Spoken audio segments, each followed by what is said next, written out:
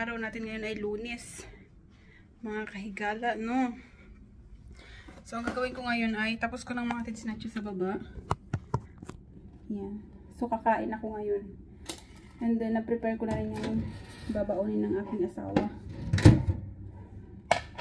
Diba, ganito araw-araw ang ginagawa ko.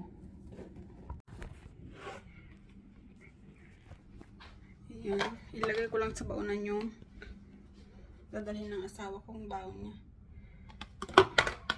So, lalagyan ko rin siya ng mga biscuit niyan para po meron siyang makain. Ayan.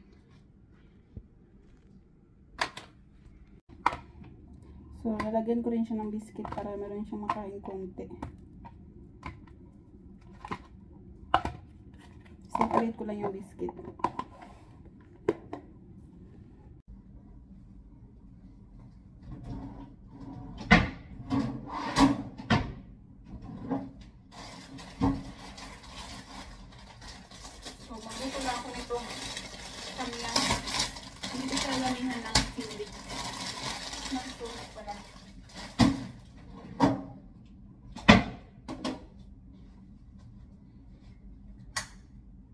Kasi nga ako lang naman ang kakain niya.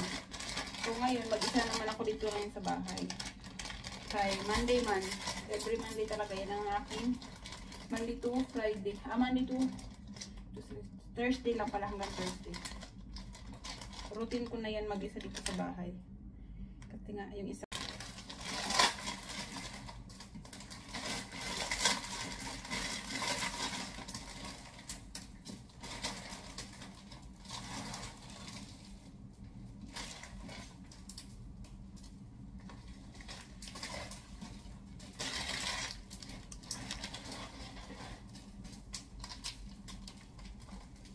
Yung sauce niya, grabe ang anghang nito ah.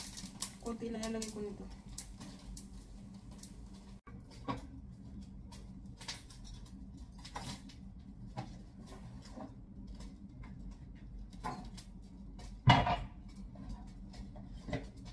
Bago pala gumising yung asawa ko, dahil ready ko na yung ano niya, like tea, tsaka breakfast niya. So para pagising niya, kakain na lang siya, magtiti, and then maligo. Naayon ko na rin yung uniform niya para sa office. Kay linggo pa lang, nire-ready ko na lahat yan para din ako ma-stress. Pag umaga ba, madali siya lagi.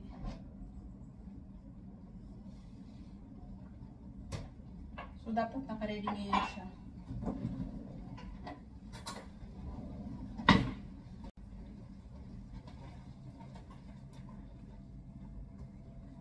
So, ito lang yung nakainin ko ngayon kasi mayroon namang gulay doon. Kaso lang di ko talaga bit kumain ng gulay pag ganitong oras.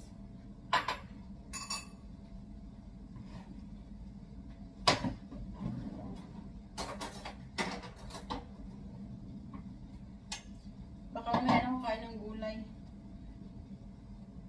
Kaya ang aga pa, uy.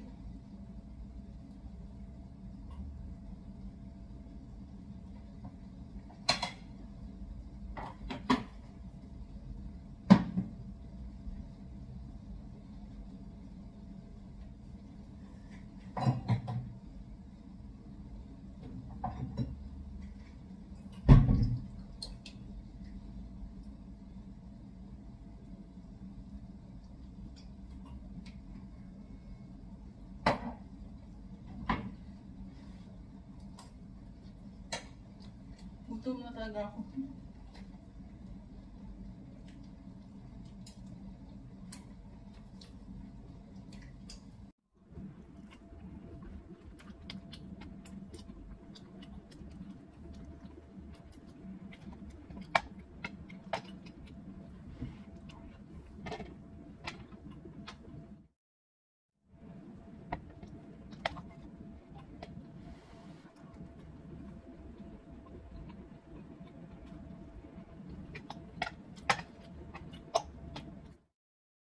So, ito na yung samlang, uy. Kaparang ang halika.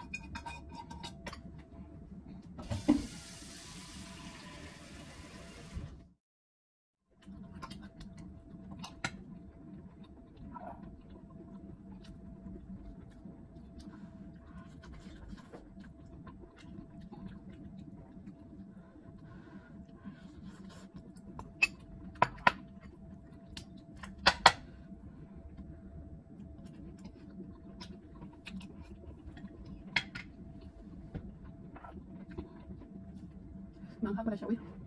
Kunti man yung lalik kong ano. Ito sa mga.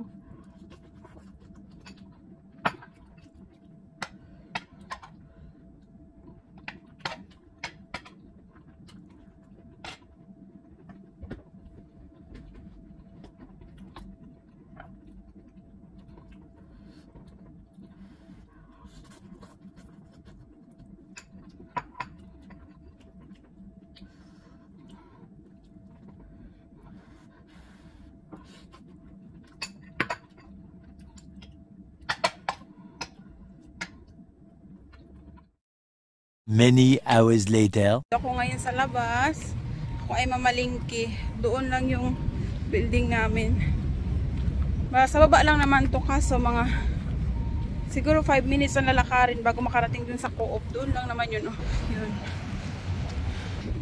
So, ako lang pala mag-isa, no, kaya wala dito si Nacho na dun sa taas. Pagod daw siya.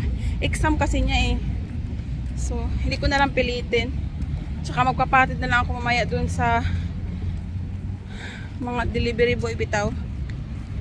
And then, ito lang yung dala ko. Sako bag.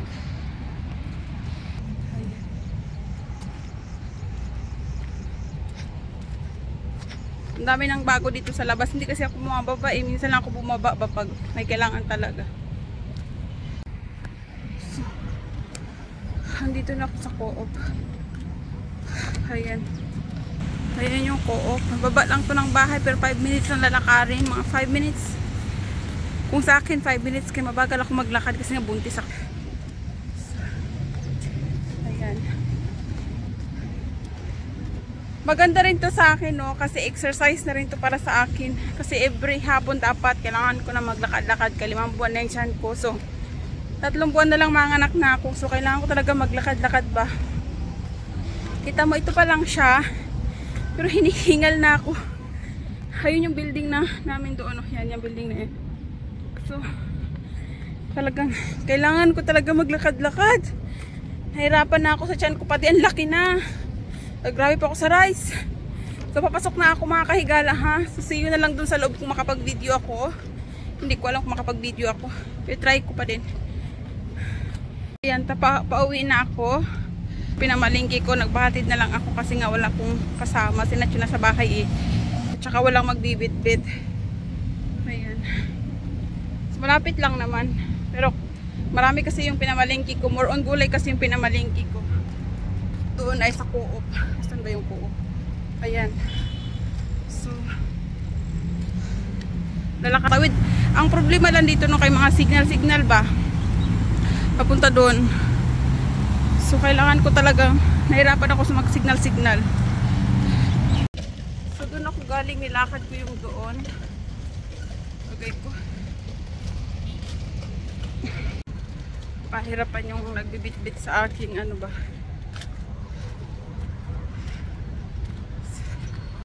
So, andito na ako sa baba ng aming bahay, no?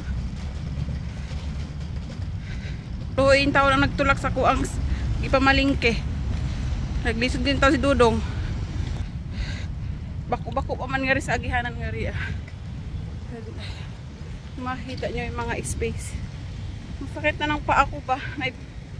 Akong chinilas na nasulot. Mali! Nagpaltos na akong tailron. Pag video dun sa loob kanina, ano kasi ang daming tao. Wala na gidin taon. Tsaka rush ang tao dun sa loob kanina.